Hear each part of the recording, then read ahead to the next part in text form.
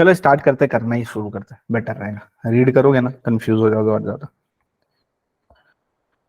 Pages add कर लेता हूँ, इसमें तो बहुत सारे पेजेस लगेंगे। सबसे पहले इसमें अपने को क्या निकालना है, स्ट्रेट अवे उसमें आते हैं। ITC credited to electronic credit ledger, common credit, ITC attributable to exempt supply, eligible ITC and net GST payable. वही सारी चीजें निकालनी है जो अभी तक निकालते आ रहे थे। रूल 42 में कुछ भी नया नहीं कर रहे थे। एक बार के लिए चार्ट बना लेंगे रफ में फटाफट। टी मतलब क्या हो गया, सारे इनपुट को एक जगह इकट्ठा कर लेना है। फिर T1 अपने करते थे जो रिप्रेजेंट करता था किसको, नॉन बिजनेस को। फिर T2 अपने करते थे, रिप्रेजेंट करता था एग्जेम्प्ट को। फिर T3 अपने करते थे, रिप्रेजेंट करता था 17(5) को। फिर इससे आता था C1 को अपने फर्दर बाइफरकेट करते थे T4 में, जो कि टैक्सेबल एंड ZRS के लिए हुआ करता था। फिर आता था अपने पास C2, जिसको अपने फर्दर बाइफरकेट करते थे D1 में, D2 में एंड C3 में। D1 किसके लिए था, एग्जेम्प्ट को रिप्रेजेंट करता था, ये नॉन बिजनेस को करता था। और ये जो कॉमन अवेलेबल होगा अपने को, ये उसको रिप्रेजेंट करता था। राइट दोस्तों, यही था ना, इसके अलावा तो और कुछ नहीं करते थे अपने। ठीक है, अब बस क्या करते हैं ना, हमने ये वाला क्वेश्चन सीखा है डायरेक्टली इसमें लिख लिख के करने का। अब क्या करेंगे, हर एक का एक एक टेबल बना लेंगे। ठीक है, फ्लो दिमाग में ये चार्ट को ओपन रखना। ठीक है, इस चार्ट को एक बार दिमाग में फ्रीज कर लो। ठीक है, चार्ट फ्रीज रहेगा तो इजीली टेबल बना पाओगे। सबसे पहला टेबल क्या बनता है, टोटल इनपुट का। ठीक है, टोटल इनपुट अपने को चाहिए, तो टोटल इनपुट का एक टेबल बना देते हैं।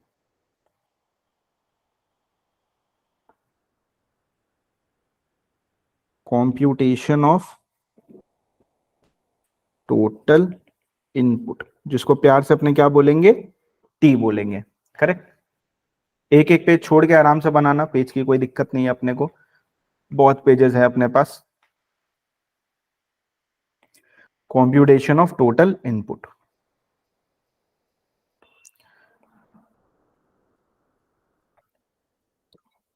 अब जब भी बड़ा क्वेश्चन आएगा और इस प्रकार के क्वेश्चन आएंगे ना, तो सब कुछ साथ में बनाते चलना है, अदरवाइज फिर भूल जाएंगे कि इसका एडजस्टमेंट उसका एडजस्टमेंट मिस होने स्टार्ट हो जाएगा।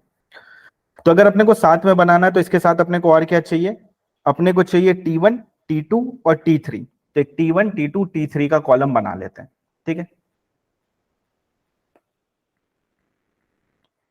स्ट्रेट अवे एक ही कॉलम में तीनों को बना लेते हैं। Computation of T1, T2 and T3। ये एनोटेशन किसको डिनोट करता है वो भी लिख के आ जाएंगे, exclusively non business, exclusively exam and तुम्हारा 17(5). कहां लिखेंगे, जब पूरा क्वेश्चन सॉल्व कर लोगे तो नीचे एक बार लिख के आ जाना, T1 इसको बोलते हैं, T2 इसको बोलते हैं, T3 इसको बोलते हैं। भाई पता नहीं उसको पता है कि नहीं पता है, चेकर को अननेसेसरी मार्क्स काट लेगा। तो अपने को रिस्क नहीं लेना, बिल्कुल रिस्क नहीं लेने का है अपने को।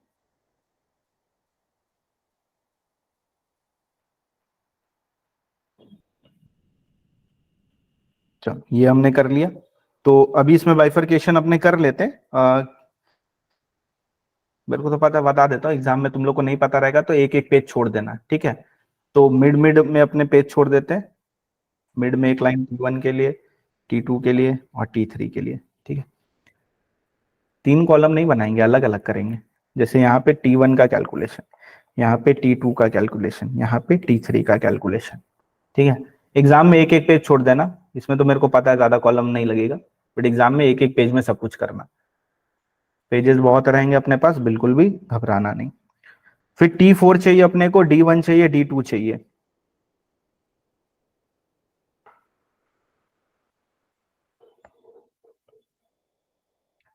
फिर कंप्यूटेशन ऑफ C1, पहले तो C1 चाहिए, तो कंप्यूटेशन ऑफ C1 करेंगे। उसमें तो बस अपने को माइनस करना है, तो दो तीन लाइन में काम हो जाएगा, ज्यादा लाइन उसमें छोड़ने की जरूरत नहीं है। उसके बाद फिर अपने को क्या चाहिए, C1 अपने निकाल लिया। C1 के बाद अपने को चाहिए T4, तो कंप्यूटेशन ऑफ T4 यानी टैक्सेबल एंड एग्जेम्प्ट का सप्लाई। तो कंप्यूटेशन ऑफ T4 क्या होता है, ये टैक्सेबल एंड सॉरी ZRS का सप्लाई। चलो डन है जी। सर इतने कॉलम तो जीवन में नहीं बनाए हैं। कुछ नहीं कर रहे हैं, जो चार्ट में बस उसी को ही लिखे जा रहे हैं, अभी तो कुछ किए ही कहाँ है। अब क्या करेंगे, होश तो तब उड़ेगा जब करना शुरू करेंगे। T4 निकाल लिया, अब निकालना है C2। तो कंप्यूटेशन ऑफ C2, ये तो एक लाइन का ही है, तो एक लाइन में इसको बस लिख देंगे, कंप्यूटेशन ऑफ C2। 2-3 लाइन छोड़ देना। उसके बाद क्या चाहिए, उसके बाद चाहिए D1, D2 और C3। ओके, तो कंप्यूटेशन ऑफ D1,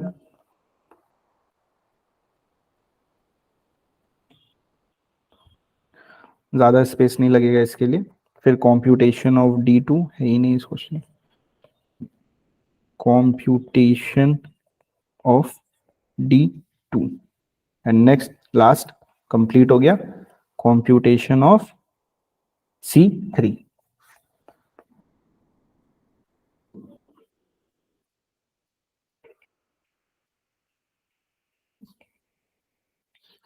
चलो डन। अब देखो मजा, देखो ये इतना बड़ा क्वेश्चन जो तुमको दिख रहा है ना, मक्खन की तरह कैसे सॉल्व करते हैं आओ सीखते हैं। चलो, सबसे पहला चीज अपने पढ़ने जाने, aggregate value of various item sold in the store, taxable इतना बेचे हैं, आइटम एग्जेम्प्टेड बाय नोटिफिकेशन 12 ये, और item not leviable to GST 3 lakh. तो ऑब्वियसली दोनों ही एग्जेम्प्ट होता है, नॉन टैक्सेबल भी और एग्जेम्प्ट भी एग्जेम्प्ट होता है। तो टोटल एग्जेम्प्ट कितना है, 15 लाख का सेल है, 15 लाख का, और टैक्सेबल के लिए 42 लाख का। हमने मुंबई स्टोर को ट्रांसफर किया है, एंड हमने मुंबई स्टोर में जो ट्रांसफर किया है, नहीं, Mumbai store transfer to all another all store in Goa, यानी मुंबई से गोवा में हमने ट्रांसफर किया।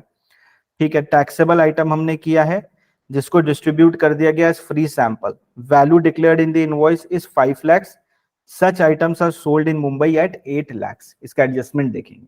ठीक है, अभी स्ट्रेट अवे पहले इनपुट की तरफ आते हैं, क्योंकि सबसे कॉम्प्लिकेटेड वही है, ये इतना कॉम्प्लिकेटेड नहीं है, सिंपल चीज है। इनपुट की तरफ सबसे पहले आते हैं, aggregate values of various item procured for sold in store, taxable हमने लिया है 55 लाख का, एग्जेम्प्ट वाया नोटिफिकेशन है 15 लाख एंड नॉन टैक्सेबल है 5 लाख। यानी इनपुट पे तो, इस पे इनपुट लगा ही नहीं होगा, इस पे तो जीएसटी लगी ही नहीं होगी इस वाले अमाउंट पे, करेक्ट। एग्जेम्प्ट पे लगा नहीं होगा और नॉन टैक्सेबल पे भी नहीं लगा हुआ, यानी सिर्फ और सिर्फ टैक्सेबल पे इनपुट लगा होगा।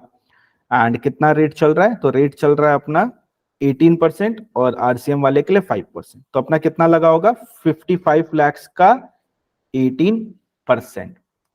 अब ध्यान से देखो ये कहां आएगा, सबसे पहले तो ये टोटल इनपुट पे आएगा ही आएगा, टोटल इनपुट पे अपने इसको लेंगे, तो 55 लाख इंटू 18%, टोटल इनपुट में आया 9,90,000। तो टी वाले में सबसे पहले आया 9,90,000 टैक्सेबल वाले का, करेक्ट। ओके, और देखो इस चार्ट में कहां आएगा वो,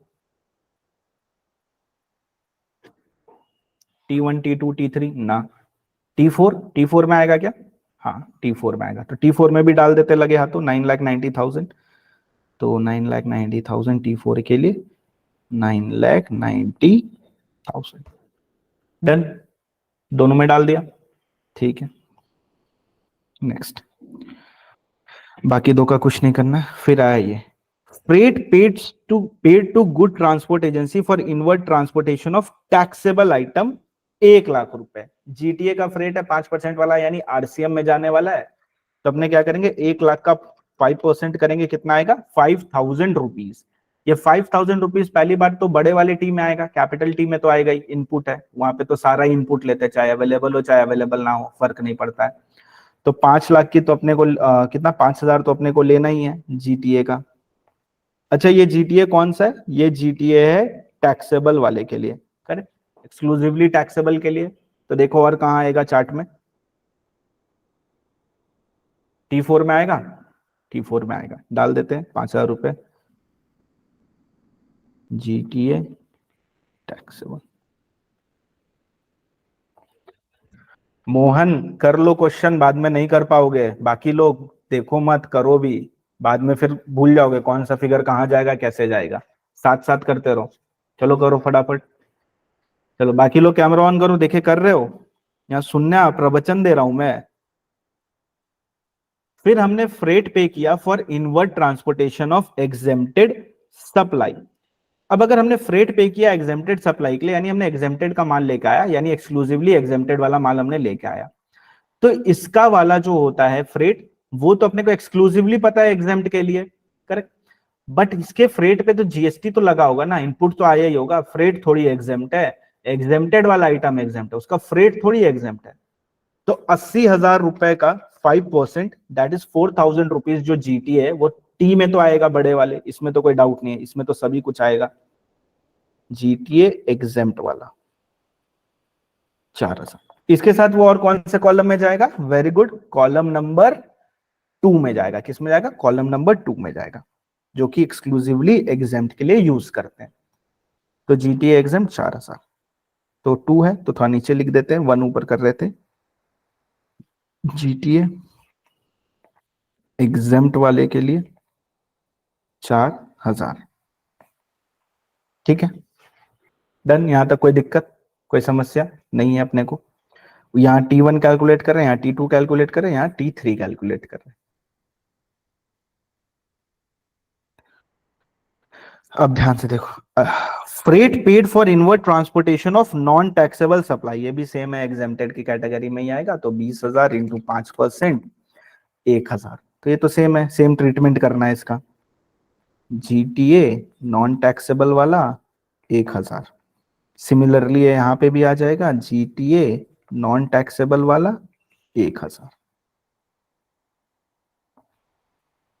जो उसके बाद मंथली रेंट है ना, वो दूसरा पॉइंट है, ठीक है, वहां पे कुछ लिख लेना, बुलेट वगैरह कुछ दे देना, सेपरेट पॉइंट है ये, यहाँ पे स्पेसिंग नहीं हुआ। अब देखते हैं ध्यान से, monthly rent payable to complex is 5,50,000, 1/3 of the total space is used for personal residential purpose. अब ध्यान से सुनना, मंथली रेंट पे किया हमने 5,50,000, ठीक है, 5,50,000।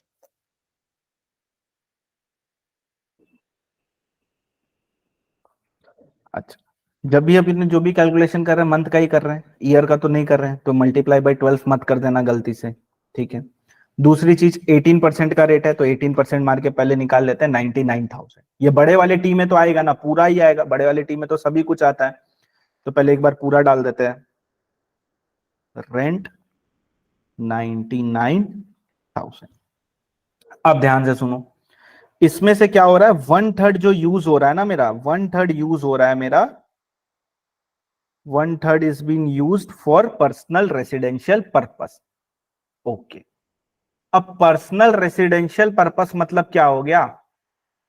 T1 बोल रहे हो तुम लोग, करेक्ट, T1 बोल रहे हो, बट ध्यान से सोचो, पर्सनल रेसिडेंशियल पर्पस क्या होता है? पर्सनल रेसिडेंशियल पर्पस मतलब ये भी तो होता है अपना, क्या बोलते हैं तुम्हारा,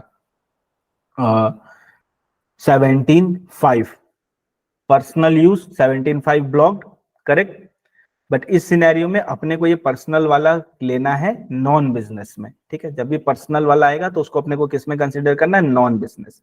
तब 17(5) को एप्लीकेबल मत करना, बिकॉज 17(5) में भी पर्सनल कंजम्पशन वाला पॉइंट है, बट अपने 17(5) में नहीं लेंगे, इसको अपने नॉन बिजनेस में लेंगे, ठीक है। अब नॉन बिजनेस मतलब T1 में जाएगा, कितना जाएगा?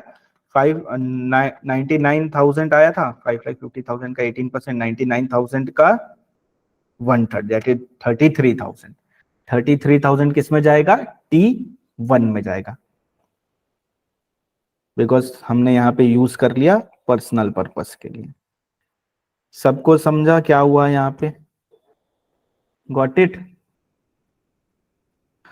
अब लोग मेरे को बोल रहे हो, तुम लोग मेरे को बोल रहे हो, लोग क्या बोल रहे हो, तुम ही लोग बोल रहे हो मेरे को कि अब जो रिमेनिंग बचा वो डाल दीजिए T4 में। Are you sure? क्या वो सिर्फ टैक्सेबल के लिए यूज हुआ जगह, कि उस जगह में हमने एग्जेम्प्ट का भी प्रोडक्ट रखा था, एग्जेम्प्ट को भी सप्लाई किया था, नॉन टैक्सेबल को भी सप्लाई किया था कि नहीं किया था? किया था, मतलब कॉमन है, तो कॉमन वाला डालने की जरूरत ही नहीं है। जब माइनस करेंगे तो ऑटोमेटिक कॉमन वाला अपने को मिल ही जाएगा, तो डालने की उसकी कोई जरूरत ही नहीं है अपने को। बड़े वाले टी में से जैसे T1 T2 T3 माइनस करेंगे, कॉमन आ जाएगा, उसमें से T4 माइनस करेंगे, मेन वाला कॉमन आ जाएगा, सिंपल है। Next, activity of packing the item and putting label on the store along with sale price has been outsourced, amount paid for packing all the items is इतना। अब क्या लिखा है? all the items, तो obviously कोई bifurcation नहीं है इसमें, यानी ये क्या है? कॉमन है, सबके लिए यूज हुआ है। तो अब क्या करेंगे, 2.5 लाख को मल्टीप्लाई करेंगे 18% से, बड़े वाले टी में डाल देंगे, पैकिंग वाले को बड़े वाले टी में डाल देंगे, 2.5 लाख रुपए। तो पैकिंग को डाल दिया हमने 2.5 लाख रुपए में, और कहीं डालना नहीं, बिकॉज जैसे ही माइनस करेंगे ऑटोमेटिक अपने को कॉमन वाली फिगर मिल जाएगी, तो अननेसेसरी उसको कहीं पे डालने की जरूरत ही नहीं है, अपने को डबल डबल मेहनत क्यों करना है। Next, salary paid to regular staff, salary हमने पे किया रेगुलर स्टाफ को, बड़े वाले टीम में नहीं आएगा, बिकॉज सप्लाई ही नहीं है, और जब सप्लाई ही नहीं है तो टैक्सेबल ही नहीं है, टैक्सेबल ही नहीं है तो जीएसटी नहीं है, जीएसटी नहीं है तो इनपुट नहीं है, इनपुट नहीं है तो भी डालेंगे कहाँ, कहीं नहीं। व्हाट इज शेड्यूल 3 है ये। जीएसटी पेड, अभी तक देख रहे हो वैल्यू वैल्यू चल रहा था, अचानक से एक तो बड़ा क्वेश्चन ऊपर से ये अलग से जीएसटी पेड डाल दिया है ये लोग इन्होंने, यानी अब मल्टीप्लाई नहीं करना, डायरेक्टली फिगर दे दिया 5,000 का, क्या चीज का है, पर्सनल। तो पर्सनल 17.5 में नहीं जाएगा इस क्वेश्चन में, सारा पर्सनल अपने को मिलेगा इसमें, क्या बोलते हैं, अच्छा 2.5 लाख का 18% ही तो किया हमने कि नहीं किया, नहीं किया क्या, 2.5 लाख का 18%, 45,000, 45,000 कर देना दोस्तों पैकिंग को, 2.5 लाख का 18%, ठीक है। अच्छा कहाँ थे हम थे GST paid on personal purpose, यानी ये 5,000 रुपए पहले बड़े वाले टी में आएगा और T1 में आएगा, तो 5,000 रुपए यहाँ पे डाल देते हैं अपने, और T1 में भी डाल देते हैं 5,000 रुपए, डन, ओके। नेक्स्ट,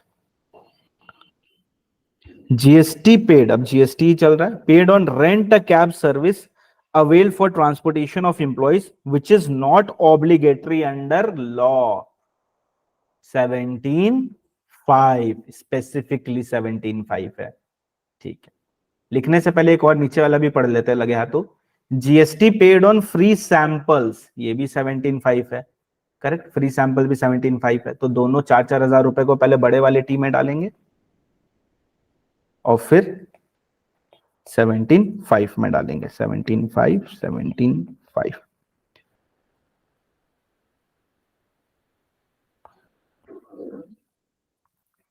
और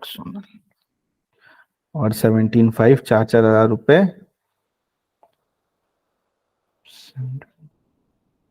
17.5 में अभी तक कुछ नहीं डाले हैं, 4,000 और 4,000, ठीक है, डन। यहां तक कर लिया सबने, कुछ दिक्कत लगा क्या यहाँ तक, अभी तक कोई भी प्रॉब्लम आई क्या अपने को, ऐसा तो नहीं आए, बस डालना ही था। चलो टोटल कर लेते हैं फटाफट सारा, पहले इसका टोटल करो, बताओ कितना आ रहा है, कॉम्प्यूटेशन ऑफ टी, टी का टोटल बताओ कितना आ रहा है मेरे को,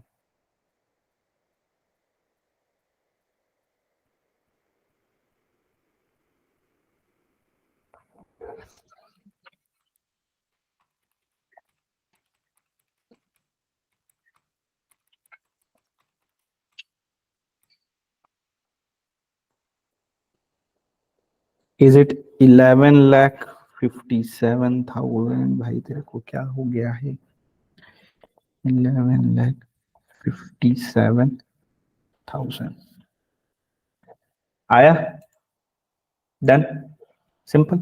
इसका भी टोटल कर लेते हैं, कितना आएगा, 33 + 5, 38,000, T1 38,000 मेरा आ रहा है, तुम लोग का कितना आ रहा है T1, ओके।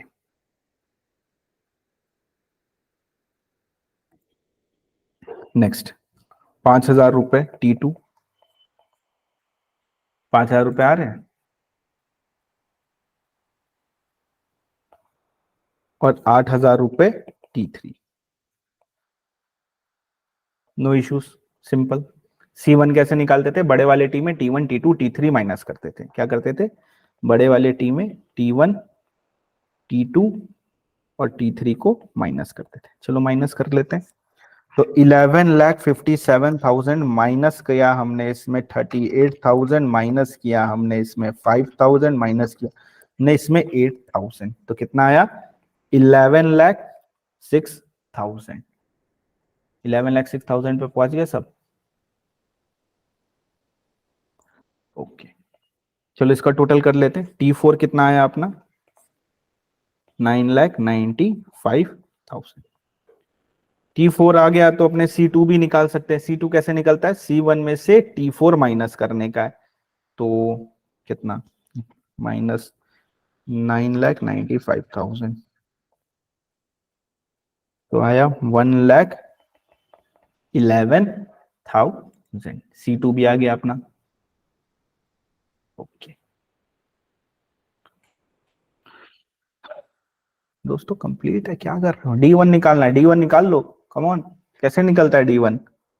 1,11,000 को मल्टीप्लाई करना है E/F से, तो 1,11,000 इंटू ई। अब ई का टर्नओवर कितना दिया हुआ है, यहां पे थोड़ा पॉज लेना दोस्तों, पहले ई का टर्नओवर देख लेते कितना है।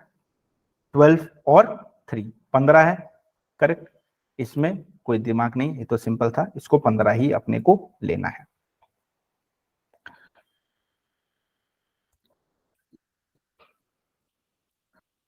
अब एफ के लिए थांबा, रुक जाओ, हौले हौले, हड़बड़ाना नहीं। पता है अपने को, बस थोड़ा सा याद कर लेते हैं। पहली बात तो 42 आएगा, 12 आएगा, 3 आएगा, ये तीनों तो आएगा। मुंबई स्टोर ने ट्रांसफर किया गोवा में टैक्सेबल आइटम, तो डीम्ड डिस्टिंक्ट पर्सन को ट्रांसफर किया, तो इट इज अ सप्लाई। ठीक है। क्यों ट्रांसफर किया? एज अ फ्री सैंपल, यानी क्या गोवा वाले को, गोवा वाला एज अ फ्री सैंपल देगा, तो क्या गोवा वाले को आईटीसी मिलेगा क्या इस परचेस पे? नहीं। मुंबई नहीं, मुंबई तो ट्रांसफर कर रहा है, पर बेच कौन रहा है? बेच रहा है गोवा। तो अगर गोवा इसको बेच रहा है एज अ फ्री सैंपल, तो क्या इस पे आईटीसी गोवा को मिलेगा? The answer is no. तो is Goa responsible for getting full ITC? The answer is no. तो एज पर रूल नंबर 28, अगर एलिजिबल होता फुल आईटीसी के लिए, तो जो वैल्यू डिक्लेयर करते वही वैल्यू अपने ले लेते हैं एज ओपन मार्केट वैल्यू। तो value declared in the invoice is 5 lakh, but ये अपने ले नहीं सकते because he is not eligible for full ITC. दूसरा ऑप्शन क्या था? 8 लाख का 90%, correct. Value of like and quality का 90%, तो अपने क्या लेंगे? 8 लाख का 90%, दैट इज 7,20,000। बट अब दिक्कत यहां पे ये है कि अपने जब भी लाइक काइंड एंड क्वालिटी का लेते थे, तो याद करो उसमें किसका अपने को लेना पड़ता था? उसमें अपने को लेना पड़ता था सामने वाले पार्टी का, करेक्ट। बट यहां पे देखो वैल्यू किसकी दे रखी है, ये तो बेचने वाले की दे रखी है, मुंबई की दे रखी है, तो मतलब अपने इसका 90% भी नहीं ले सकते, राइट। तो फिर क्या लेंगे? तो फिर अपने 8 लाख सी वैल्यू लेंगे। अनरिलेटेड को इतना में ही मुंबई वाला बेच रहा है, तो यही एज्यूम करके 8 लाख सी अपने वैल्यू ले लेंगे। यानी अब एफ कितना आएगा टोटल? तो एफ आएगा 42 प्लस 12 प्लस 3 प्लस 8, तो 42 प्लस 12 प्लस 3 प्लस 8, 65। समझा सबको 65 कैसे आया? हर एक पॉइंट तोड़ तोड़ के समझ में आ गया ना? तो बस 65 लिख दो, यहाँ पे हो गया, क्वेश्चन सॉल्व कंप्लीट है। 65 into 15 divided by 65, so will be getting, एक ऐसा फिगर आएगा, एक ऐसा फिगर आएगा जिसको हमने लगेगा अपना क्वेश्चन है गलत, घबराने का नहीं, ठीक है। 26,615। सर फिर से समझा दीजिए, देखो ब्रांच ट्रांसफर तो टर्नओवर में आता है ना, एग्रीगेट टर्नओवर में आता है ब्रांच ट्रांसफर, ये तो पता है अपने को। अब यहाँ पे जो ब्रांच ट्रांसफर हुआ है उसमें क्या हुआ कि सामने वाले ने इसको एज ए फ्री सैंपल दे दिया, तो सामने वाले को आईटीसी नहीं मिलेगा। अगर सामने वाले को आईटीसी मिलता तो एज पर रूल नंबर 28 जो भी वैल्यू डिक्लेयर करते हैं इनवॉइस में वही ओपन मार्केट वैल्यू बन जाता। बट यहाँ पे सिंस सामने वाले को आईटीसी नहीं मिल रहा है, तो अपने क्या लेंगे? लाइक काइंड एंड क्वालिटी का 90% लेते अगर सामने वाले का फिगर दिया होता, बट अपने को मुंबई का फिगर दिया, तो अपने को 8 लाख ही लेना पड़ेगा, अपने 90% नहीं करेंगे यहाँ पे, ठीक है। तो डन, बस चलो आगे बढ़ो, हो गया, कंप्लीट हो गया। अब तो क्या ही बचा है, D2 बचा है। डी टू था क्या कुछ भी? D2 तो आई डोंट थिंक सो कुछ था, कुछ नहीं था ना D2, तो नील। एक्सक्लूसिवली वाला था अपने पास नॉन बिजनेस, कॉमन वाला नॉन बिजनेस एक भी नहीं था, ठीक है। नहीं था, था, आई थिंक था, एक था नहीं, रेंट वाला था। हम्म।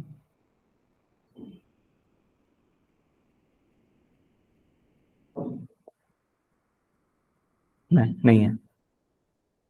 कहाँ है? एक्सक्लूसिवली तो नहीं था ना, एक्सक्लूसिव था, कॉमन में नहीं था। ठीक है, तो D2 अपने पास कुछ भी नहीं था। C3 निकाल लेते हैं, निकाल लो C3 कितना आएगा। तो C3 आएगा अपना 1,11,000 इतना, माइनस करेंगे इसमें से अपने 26,615, सो वी विल गेट 84,385, 84,385। तो टोटल आईटीसी कितना अवेलेबल रहेगा अपने पास? टोटल आईटीसी होगा अपने पास 84,385, ये वाला तो अवेलेबल होगा, प्लस T4 वाला भी मिलता है ना। तो T4 में कितना दिया हुआ है अपने को? तो T4 में अपने को आया है 9,95,000। तो 9,95,000 तो प्लस 9,95,000, तो आ गया 10,79,385। डन दोस्तों। नहीं 80 आ रहा है क्या? गलती कर दिया क्या?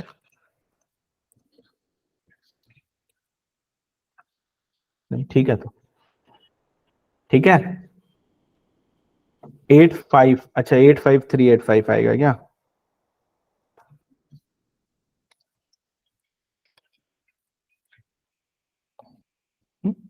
85,385 आ रहा है क्या? अच्छा सॉरी, ये 25 होगा, 26 लिख दिया मैंने इसको।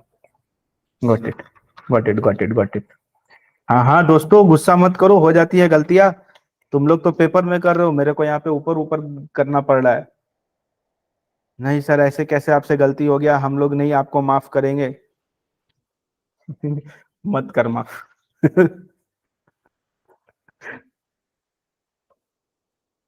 चलो डन है। आईपैड की गलती हो बोला। अरे ये अपने आप चलता है, मैं नहीं चलाता हूँ कभी कभी। ठीक है, डन, कंप्लीट। हम्म, कंप्लीट, कंप्लीट, अभी हो गया। वाह। बाकी कौन करेगा? आंसर कौन लिखेगा? और आउटपुट टैक्स कौन कैलकुलेट करेगा? और आउटपुट से इनपुट कौन सेट ऑफ करेगा? आरसीएम कौन लेगा? आरसीएम का टैक्स कौन निकालेगा? सब भूल गए। नेट जीएसटी भी तो निकालना है। सर इतना में मेरा दम निकल गया। चलो फटाफट आंसर लिख लेते हैं, ये तो कंप्लीट है। Input tax credit to electronic credit ledger, तो ये हमने ऑलरेडी निकाल लिया। Input tax credit to electronic credit ledger कितना आने वाला है अपने पास? जितना अपना है 10,80,385, करेक्ट। नेक्स्ट है अपने पास, नहीं नहीं नहीं नहीं, वो आएगा टी। टी पूछ रहा है अपने से, ठीक है, इस वाले में बड़ा वाला टी पूछ रहा है, तो वो लिख देंगे। कॉमन क्रेडिट में अपने से क्या पूछ रहा है? कॉमन क्रेडिट कितना अवेलेबल है? तो बताओ, C1 पूछ रहा है या C2 पूछ रहा है? C2, very good, C2। ITC attributable to exam supply, D1। Eligible ITC out of credit, C3। Net GST ये निकालना पड़ेगा, आउटपुट टैक्स निकालेंगे, आरसीएम लेंगे और आईटीसी जो अवेलेबल है वो माइनस कर देंगे। चलो निकाल लो फटाफट इसका, ये कर लो। आउटपुट टैक्स कितना दिया आपने को? टैक्सेबल वाले का ही लेना है, बाकी का अपने को लेना नहीं है। तो 42 लाख लेना है, और ये 8 लाख वाले को भूलना मत, ये 8 लाख भी तो अपना सप्लाई है ना, इस पे भी तो जीएसटी आएगा ना।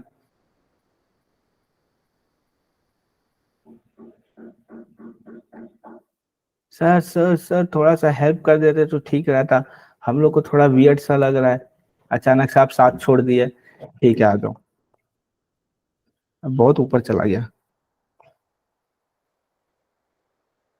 चलो फिगर बताते रहना मेरे को।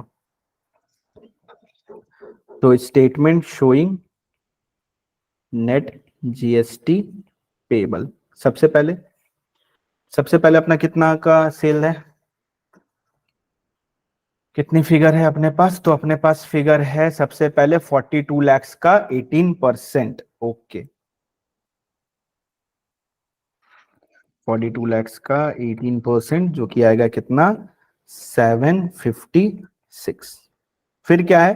फिर हमने ब्रांच ट्रांसफर किया 8 लाख का, तो 8 लाख का 18% कितना आएगा? 1,44,000। देखो और भी कुछ है क्या? नहीं है ना, टोटल कर देते हैं फिर। 9 लाख रुपए। अब नेक्स्ट बस आईटीसी माइनस करेंगे, लेस आईटीसी। आईटीसी कितना है अपने पास? 1080 385, 1080 385। ज्यादा है क्या आईटीसी? हाँ ज्यादा है। क्या हो जाएगा? कैरी फॉरवर्ड हो जाएगा। 1080 385, तो 1,80,385 क्या हो जाएगा? कैरी फॉरवर्ड हो जाएगा। ये आईटीसी हो जाएगा कैरी फॉरवर्ड। तो नेट पेबल क्या आएगा? जीरो, कुछ भी पे नहीं करना है। नेट पेबल आएगा जीरो, बट अपने पास आरसीएम भी है, तब आरसीएम को बस ले लेंगे, आरसीएम वाला पेमेंट। आरसीएम को कैश में देना पड़ता है, तो आरसीएम कितना है अपने पास? तो आरसीएम देखो बढ़िया आपने निकाल के रखे थे ना, जीटीए लिख के रखा था हमने। एक है मेरे पास 5,000 का जीटीए। इधर से क्यों, इधर से देखते हैं ना, ज्यादा इजी पड़ेगा। देखो सीधा ये टेबल खोलने का, जीटीए को ले लेने का। ये रहा कितना? 10,000 रुपए। देखा टेबल बनाने का फायदा, एक ही जगह से आंसर मिल गया, बस लिखना है जाके। तो आरसीएम में 10,000, तो नेट पेबल कितना आएगा? 10,000 रुपए। एंड दोस्तों इसी के साथ समाप्त होता है सबसे बड़ा क्वेश्चन जो हमने किया अभी तक, जिसमें हमने रूल 42 को टेबल फॉर्मेट में भी बनाना सीख लिया। And I don't think so this question was tough at all. एकदम भी टफ नहीं था। शुभम एक बार क्लास के बाद लेते डाउट। एकदम भी टफ क्वेश्चन नहीं था ये, एकदम इजी क्वेश्चन था। बस टेबल बनाओ, फिगर पुट करो and you are good with it. हो सकता है इक्का दुक्का पॉइंट में मिस्टेक हो जाए तो हो जाए, बट अब प्रो टिप सुन लो जो मैं बोलने वाला हूँ एग्जाम के लिए, ठीक है? This question is important, we have done it, we have lots of adjustment and everything we have done, but the main important thing is कि अगर एग्जाम में ये क्वेश्चन आ जाता है ना, तो इसको लास्ट प्रायोरिटी पे रखना। गलती से भी इसको पहले मत सॉल्व कर देना, भले तुम घर से 10 बार बना के चले जाओ, गलती से भी इसको पहले सॉल्व मत करना। ये एकदम लास्ट प्रायोरिटी वाला क्वेश्चन है। जब पूरी तरह से थक जाओ, अब नहीं फेंक पा रहे हो किसी भी क्वेश्चन में, तब इसकी तरफ आना। जब फेंका फेंकी खत्म हो जाए तो इसकी तरफ आना, जितना सॉल्व कर सकते हो उतना करना। अब इस क्वेश्चन का सबसे बड़ा प्रॉब्लम ये होगा कि हमने इसको जो किया है ना, फास्ट फास्ट किया, आधा आधा लिख के किया, तो भी अपने को इतना समय लग गया। बट इस क्वेश्चन के लिए अपने को मिलेगा मैक्सिमम 18 मिनट। अपने पास रहेंगे 18 मिनट इस क्वेश्चन को सॉल्व करने, पढ़ के सॉल्व करने के लिए। तो इसके लिए एक ट्रिक बता देता हूं। जब 15 मिनट का समय मिलेगा ना पढ़ने के लिए, तुम पूरा पेपर नहीं पढ़ पाओगे 15 मिनट में। स्टार्टिंग का जो 15 मिनट होता है, उस समय इस क्वेश्चन को पढ़ के पेंसिल वेंसिल चला लेना साइड से, कोई क्या ही बोलेगा, कुछ नहीं बोलेगा, थोड़ा बहुत डॉट्स वॉट दे सकते हैं, तो वो सब करके इस क्वेश्चन का पूरा पोस्टमार्टम कर देना उस 15 मिनट के अंदर, ठीक है? उसके बाद फिर जब ये क्वेश्चन करने बैठोगे तो बहुत ईजी लगेगा तुमको, उतना मुश्किल नहीं लगेगा। एंड सारे टेबल ऑलवेज साथ में बनाओगे और एक एक करके सारे एडजस्टमेंट साथ में करते जाओगे, क्योंकि अगर एक ऐसे सोचोगे पहले T1 बना दे फिर T4, गया गेम ओवर, आंसर 100% रॉन्ग होगा, पक्का है। तो सारे साथ में करना, बिकॉज अभी क्या, अभी फ्री माइंड, अभी मेरा दिमाग चल रहा है, तुम्हारा दिमाग नहीं चल रहा। वहां तुम्हारा दिमाग चलेगा टाइम कंस्ट्रेन के साथ, तो वो एक बहुत बड़ा फैक्टर हो जाता है। एंड वन मोर थिंग, जैसे इस क्वेश्चन को एग्जाम के एक दिन पहले प्रैक्टिस करोगे क्या, तो ऐसा सिर्फ 2-3 क्वेश्चन ही प्रैक्टिस करोगे, सारा नहीं करोगे, क्योंकि अगर ये बनाने चले जाओगे एग्जाम के एक दिन पहले तो गया, हो गया रिवीजन, फिर कुछ भी रिवाइज नहीं कर पाओगे। तो स्मार्ट स्टडी करना है, बैल की तरह नहीं पढ़ना है, थोड़ा स्मार्टली पढ़ना है, तो भी अच्छे मार्क्स अपने स्कोर कर पाएंगे, 70+ तक जा पाएंगे, ठीक है? सो बस दैट्स इट, इतना ही बोलना है। और इसी के साथ दोस्तों समाप्त होता है अपना आईटीसी भी। आईटीसी अपना यहाँ पे खत्म हो जाता है।